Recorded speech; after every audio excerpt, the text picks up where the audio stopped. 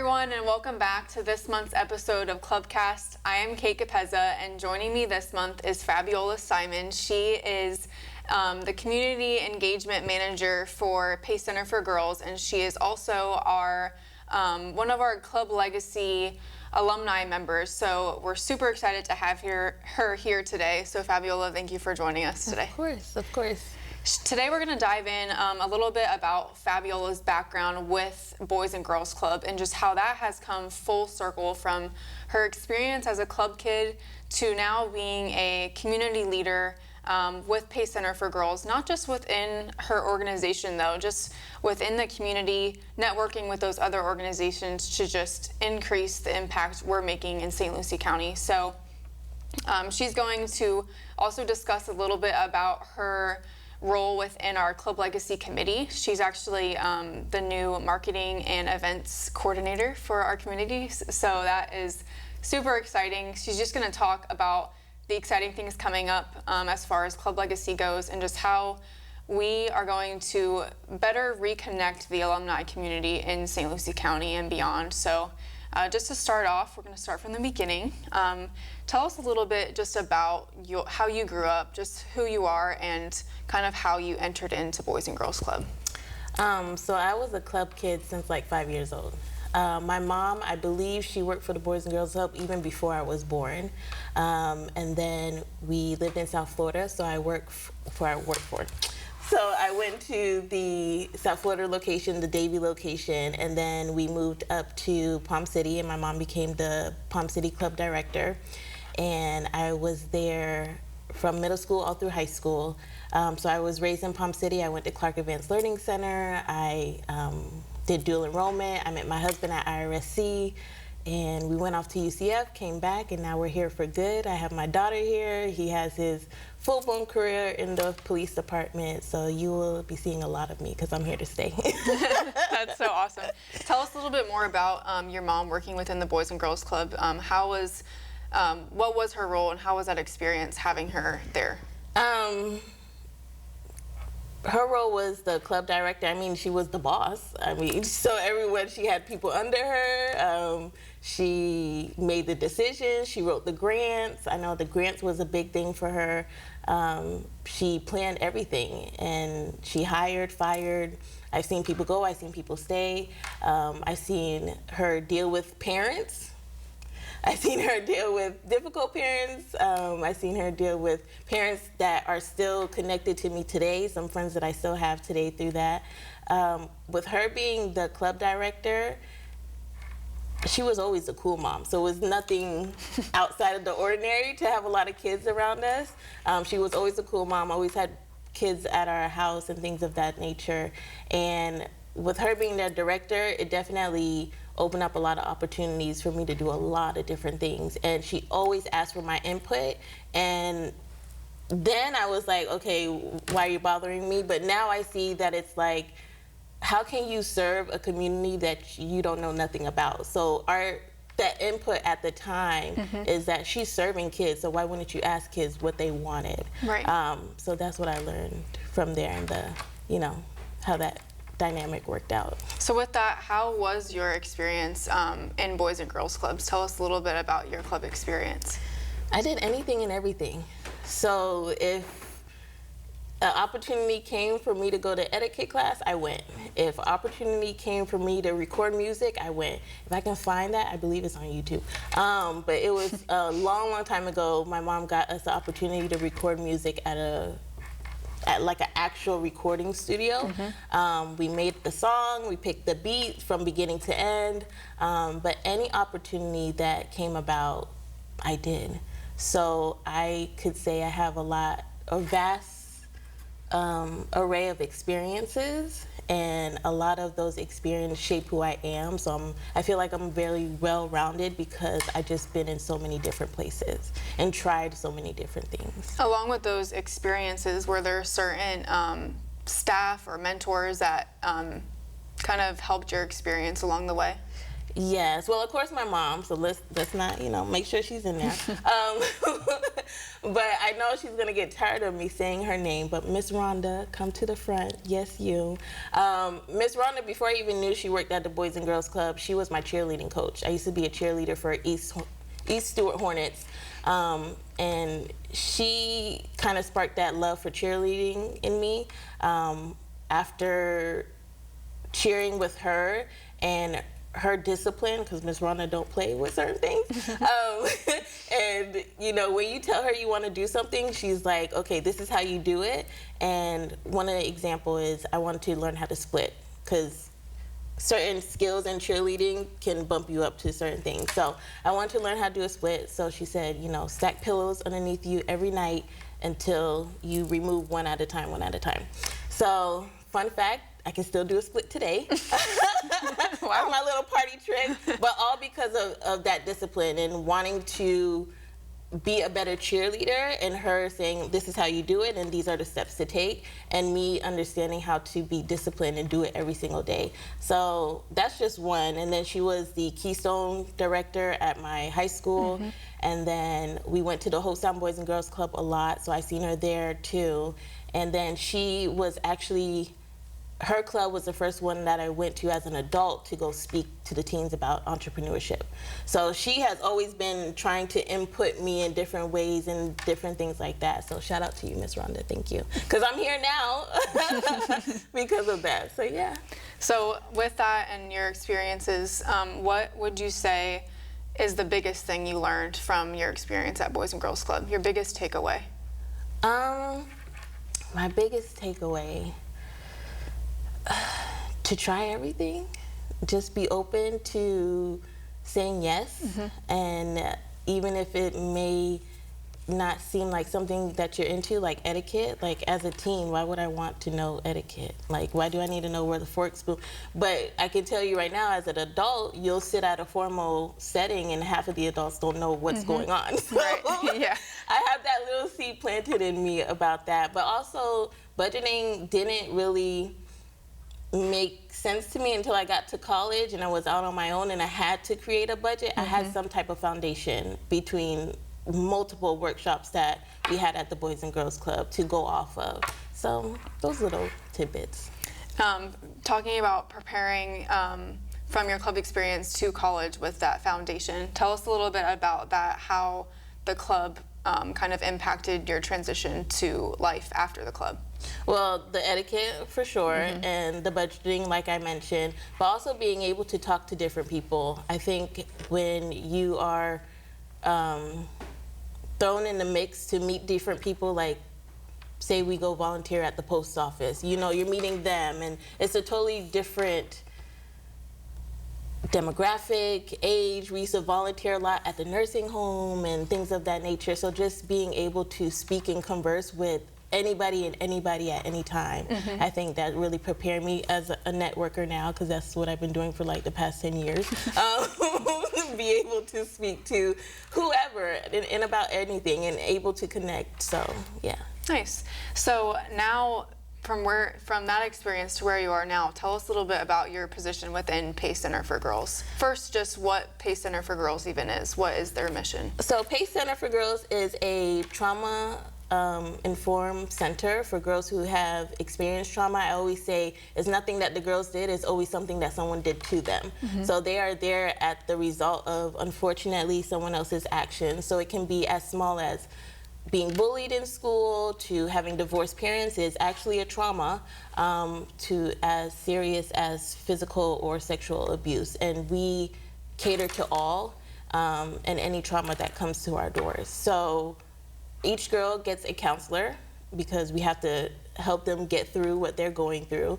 But then we also help them to move along in their schooling as well. We're only 1 to 14, so we are a small school structure.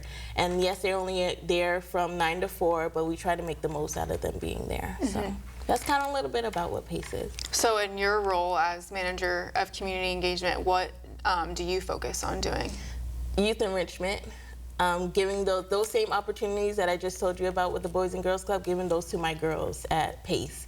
So since I've been there, I started a mentorship program. I started a teen pantry, a hygiene pantry. So far, we are the only, out of all 27 Pace Center locations, we are the only one that holds those 3. Wow. And I just did that this year. That's so cool. And I'm just scratching the surface. That's not even all of it. But just giving them those same opportunities that I was given. And there is some red tape and things to get through, but I'm a bulldog. It will get done. So. Well, congratulations. That's so awesome. Thank you. What similarities do you see between Pace Center and Boys and Girls Clubs? Is there any connection there as far as partnership goes? Well, I'll say it again, the youth enrichment. Like, I think we are seeing the result of having youth focus so heavily on academics that they lose the human side of being human. Right. So the soft skills, you hear it in multiple meetings about children these days. Like, they don't know how to look people in the eye. They don't know how to talk. They don't know how to show up to work on time.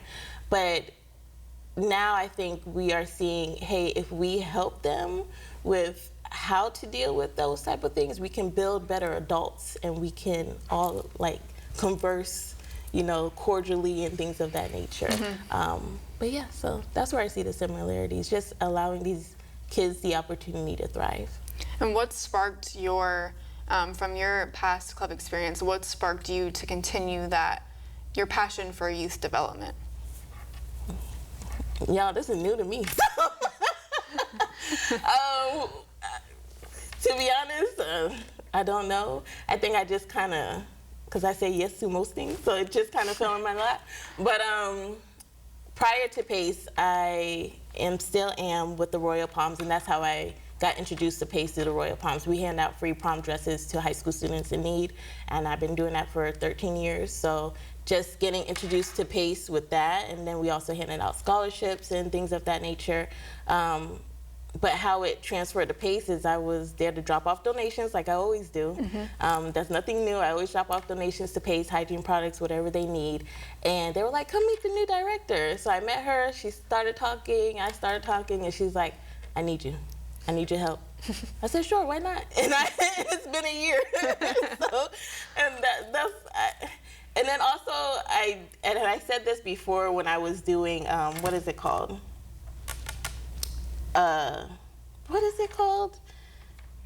St. Lucie Youth Leadership, or whatever it's called. We are the future. Not only me in my 30s, but my girls are your future. They're your future commissioners. They're your future nurses. Why not be a part of their journey? Why not be a part of planting that seed and allowing them to see what is possible? Why not be, the positive influence in their lives while we can? Because they may be the nurse taking care of you 50 years from now, so kind of get in there while you can. Well, that is so awesome that you are that person to impact their lives so heavily. Along with that role that you have on, you're also on our Club Legacy Committee now. Tell us, so exciting. So exciting. Tell us a little bit about what Club Legacy is to start off. Club Legacy is me. I am Club Legacy. I am the embodiment of all the work and effort that was put into the Boys and Girls Club years past, and having people who donated at that time, did those workshops, those opportunities. Now they can see the fruit of their labor. So that's what Club Legacy is. Club Legacy is the embodiment of donors, of relationships and partnerships that the Boys and Girls Club have. But more simple put, anybody who has ever been to a Boys and Girls Club, even for a week, a day, and they're now 19 plus, we consider them a Club Legacy member, someone that can come back and give back to that same club, or any club. You could have went to a club in New York, and now you live here and you want to give back. So.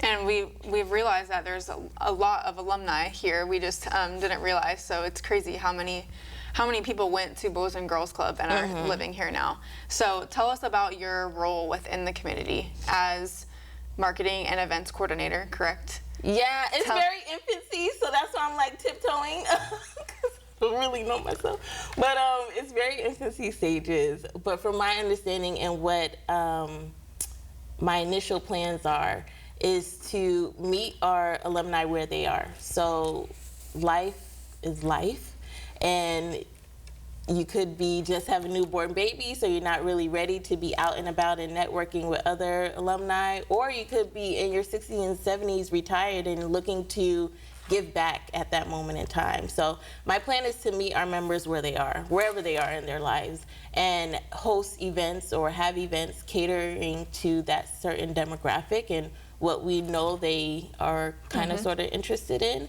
And then also kind of tagging along all those already established events that the Boys and Girls Club have. So like the chili cook-off, you know, be prepared to see a club legacy tent there, or youth leadership, Youth of the Year. Be open to probably see one of us being a judge, like to just implement ourselves in what you guys already, or Boys and Girls Club already has going on. And why is it so important for alumni like you to come back and reconnect with Boys and Girls Clubs? Well, so twofold.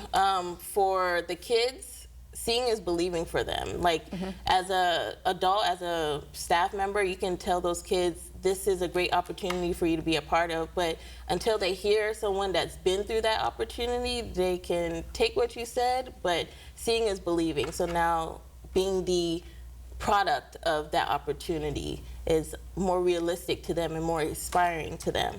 And then on the other side, for donor relations, partnership relations, for them to see the output of what they're putting in, what their investment is, so to speak. Right. So other than events, Club Legacy being at events, what are some other opportunities that Club Legacy members could have as being a part of Club Legacy? Mentorship, speaking engagements. I mean, the list can go on. I feel like we're pretty flexible. If you throw something at us, we can try to work it in. Workshops, things of that nature. Whatever you have to offer, we're able to find a way to make it work. And you actually were just had a speaking engagement at one of our clubs. Can you tell us a little bit about that and how that experience was? It was different. I'm not used to really talking to little kids. I have a daughter, she's 5, that's different. But speaking to my girls, my girls at Pace are like 11 to 17, and they're girls. Like, you can talk to them. But then the kids, they were kind of kids. They were like elementary school. So it was, I had chocolate. That was my way to get them talking. Try something. So it was an experience, and I have one coming up this month again. So I guess I did good. So they want me back. But it was a good experience, and one of the boys came up to me after, and the main point I was trying to get across to them is make the most out of every opportunity. I kept on saying that. If one of your club staff members asks you to do something, say yes, because you never know where that may lead you. And so this little boy came up to me after, and he's like, well, I just want to say I volunteer for everything, and I'm the president of this. I said, that's awesome. Keep that up. Like, you don't know how far that can get you. So something worked. And the topic of your speaking engagement was transitioning from middle to high school, correct? Yes. So tell us a little bit about that, how important that transition is, and why it's important for the kids that you spoke to know what Boys and Girls Clubs has to offer in the teen program. Well, I think more of the social emotional side of going from middle school to high school, or transitioning to any middle school to high school, elementary to middle school. I feel like the Boys and Girls Club have all those ages, so you can always, for me, at my Boys and Girls Club in Palm City, we had Martin County High School, we had South Fork High School, we had Clark Advanced Learning Center, and sometimes you don't get that experience to meet people from other schools because you're so stuck in your own school. But this is the opportunity to meet new people, engage, see what other people are doing, see different tracks. I had my best friend at the time went to Martin County High School. The only time I saw her was at the Boys and Girls Club. So keeping those and I was in her wedding, like keeping those relationships tight, because life happens and you might need someone to talk to, and then, there you go, you got somebody. Right, exactly. So what would you say to current club current club members who are unsure of what their next steps are? What would you say to them? Try everything. Ask questions. Try. I did multiple job shadowings, internships. through the Boys and Girls Club, through my school. So just try and see what works for you. And when you become 25 or 30 or whatever the age and you want to change, you'll feel comfortable changing because you know what's the word, like the learning curve that it takes when you're trying something new. So Right. you won't be afraid of the change. You'll actually look forward to it. Mm-hmm. And what would you say to other alumni who haven't reconnected yet back with Boys and Girls Club and Club Legacy? What would you say to them? Take your time. You know, I'll meet you where you are. We're not trying to force you or rush you into Right. anything. Just come out to one event, or I know they'll put my information somewhere. Reach out to me and we'll make something work. We'll find something that works for you in your stage of life and where you are. So Yes, exactly. Would you like to give any other personal story about your experience as a club member? Anything that stood out to you? A special program? I mean, if you guys do It's a Girl Thing still, that was my idea. What was it called? It's a It's girl, a girl thing. It's an all-girls event with like makeup, fashion show, things like that. Miss Boys and Girls Club, Miss BGC, that was my idea too. I don't know if you guys still do that, but it was like a pageantry type of thing because at the time I was in pageants, so it just kind of flowed. But yeah, so That's awesome. those are two little things that I can still remember. What are your personal hopes for Club Legacy and where it's going? For one, a healthy budget to do amazing events. To do events that stick out and have Club Legacy be something that people sought after. You know how in the beginning stages no one really knows about us, but then people are now on a waiting list to get in type thing. So I guess that's my hope, that people see Club Legacy as not only a resource, but as like something that they truly want to be a part of to make an impact. Maybe you can't give $1 million, but you can do a workshop on entrepreneurship. That's valuable still. Right, exactly.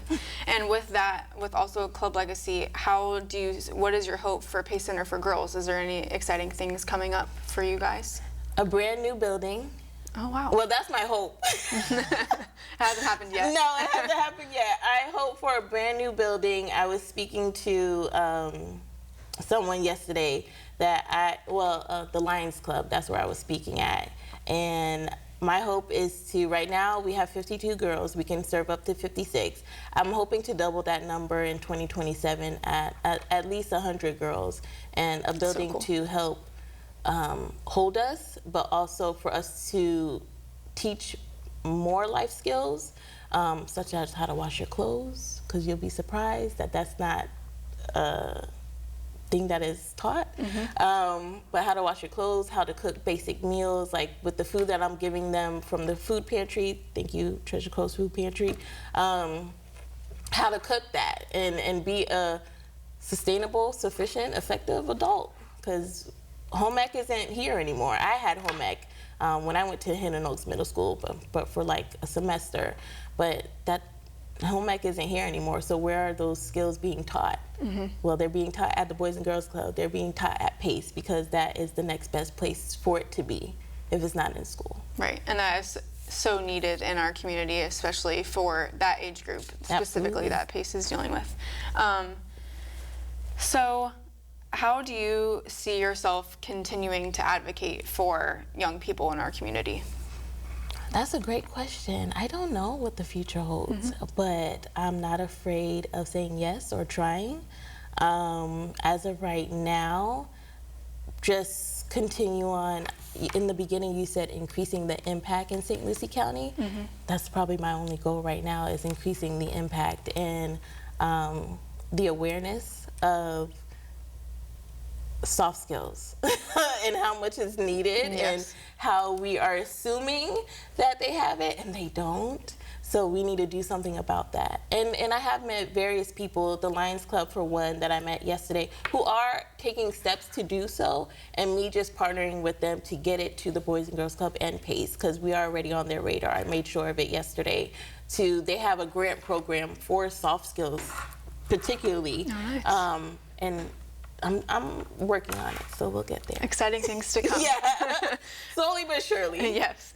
So to close out, what does Great Futures Start Here, which is Boys and Girls Club's motto, what does Great Futures Start Here mean to you now? Big question. Yeah. What does Great Futures Start Here mean to me now? Man, for some reason, I'm going to as a donor perspective. Like if I was to give money, hearing that, I will be like, okay, I'm investing in a better community that I will live in, that I will grow old in. That's what it sounds like to me, and I guess I'm getting old for me to think in that way. But for me, because I'm here for good, from my knowledge. I don't know if my husband has any plans to leave, but I am in St. Lucie County for good. So, yeah, that's what that's stemming for me is a better community, a more youthful spirit community, not necessarily as in like reckless or out late, but just full of life. And hoping to be a part of that enrichment. Well, we are very excited to see how organizations like yours, Pace Center for Girls, and Club Legacy, how we can kind of impact our youth more on a deeper level rather than what we're doing right now. That extra level of mentoring, of speaking opportunities, the extra connection at events. So we're excited to see the exciting things that are coming with that. Thank you so much for joining us today. It was a pleasure to have you on with us. Thank you for having me. And if you are a Club Legacy member, or no, if you are an alumni of any Boys and Girls Clubs and you're living here now, you can visit our website at bgcofslc.org. You click on Ways to Give, and our alumni page is there, and you can fill out the jot form to get involved. You can get involved in so many ways. It doesn't have to be through donations. It can be through coming into the clubs and just speaking to our kids or just coming to take a tour. We want to have you back. We want to reconnect with you. So we are excited for all the things to come within our alumni program, and we will see you next month.